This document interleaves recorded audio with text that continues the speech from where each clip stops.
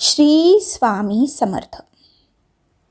एके दिवशी असे स्वामींच्या मनात आले आणि सेवेकरींसह बाहेरून आलेल्या भाविक मंडळींना घेऊन फिरण्यासाठी स्वामी निघाले. स्वामी कोठे चालले आहेत हे कोणालाच माहीत नव्हते.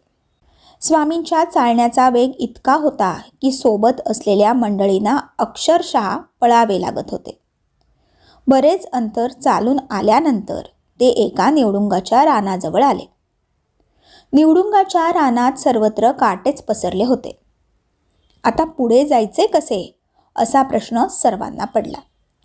त्याचवेळी अनंतकोटी ब्रह्मांडाचे स्वामी बोलले, आता आपल्याला या काट्यावरून पुढे जायचे आहे.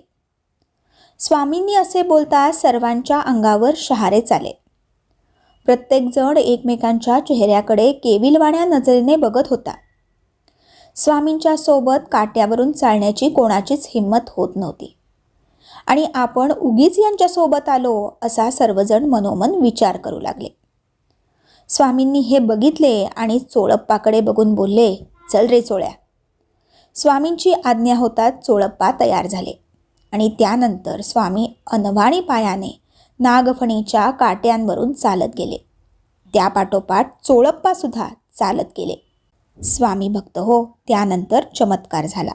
स्वामी आणि चोळप्पा इतके सहज चालत गेले की जणू काही तिथे काटे नव्हतेच.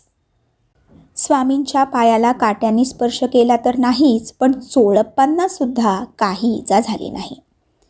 हा चमत्कार बघताच सर्वांना आश्चर्य वाटले आणि सर्वांनी एका घोषात स्वामींचा जय जयकार केला.